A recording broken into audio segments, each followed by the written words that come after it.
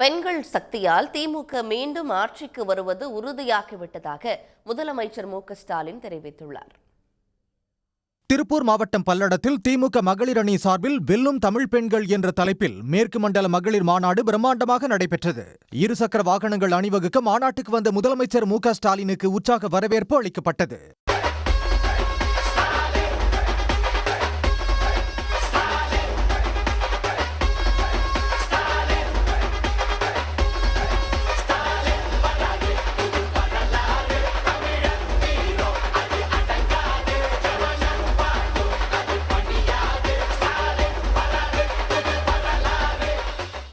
மாநாட்டில் உரையாற்றிய முதலமைச்சர் ஸ்டாலின் கருப்பு சிவப்பு கடல் போல் லட்சக்கணக்கானோர் திரண்டிருப்பதாக மகிழ்ச்சி தெரிவித்தார். இதன் மூலம் பெண்கள் சக்தியால் திமுக மீண்டும் ஆட்சிக்கு வருவது உறுதியாகிவிட்டதாகவும் அவர் உற்சாகம் பொங்க கூறினார். கருப்பு சிவப்பு கடல் போல லட்சக்கணக்கான பெண்கள் தாய்மார்கள் இப்படி ஒரே இடத்துல கூடதான் கூடியிருப்பதாக வரலாறே இருக்காது.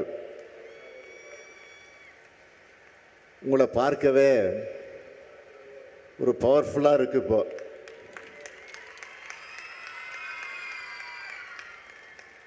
பவர்ஃபுல்லாக மட்டும் இல்லை, உமன் பவரில் திமுக திரும்பவும் பவருக்கு வரப்போகிறது என்பது உறுதியாகியிருக்கு.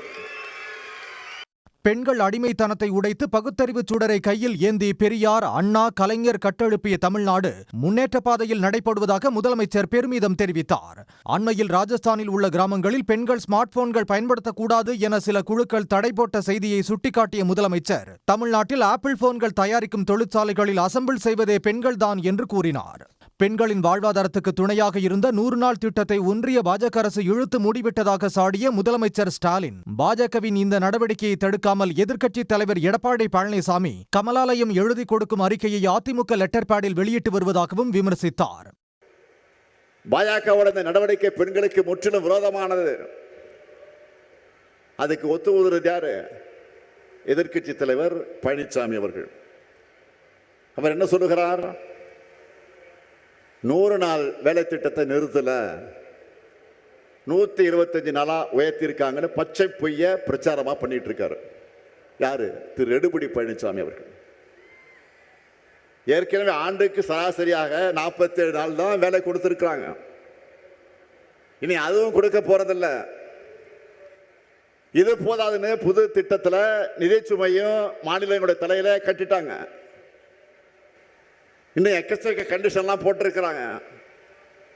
அதெல்லாம் வச்சு பார்த்தா இதுவரை கிடைச்ச 40 சொச்ச நாள் கூட இனி வேலை தெரியாத, கிடைக்குமான்னு தெரியாத நிலையில நாம் இருக்கோம். எதையாவது படிச்சாதுன்னா இதெல்லாம் திரு பழனிசாமிகளுக்கு புரியும். கமலாலயத்தில் எழுதி கொடுக்கறது அறிக்கையை அதிமுக லெட்டர் பேட்ல வெளியிட்டு அத்தோட கதை முடிஞ்சிச்சு போயிடுறாரு. ஒருபடி மேலே போய் பாஜக சங்கிகளே கூச்சப்படக்கூடிய அளவுக்கு 100 நாள் வேலை திட்டத்தை அது ரத்துக்கு முட்டு கொடுத்து கத்துறாரு, சுத்துறாரு. பெண்களை மிஞ்சிய பேராற்றல் எதுவும் இல்லை என்றும் அடுத்து அமைய உள்ள திராவிட மாடல் 2.0வும் பெண்களுக்கான ஆட்சியாகத்தான் இருக்கும் என்றும் முதலமைச்சர் மு.க.ஸ்டாலின் உறுதிபட தெரிவித்தார். உடனுக்குடன் செய்திகளை தெரிந்து கொள்ள சன் நியூஸ் பெல் ஐகானை கிளிக் பண்ணுங்க.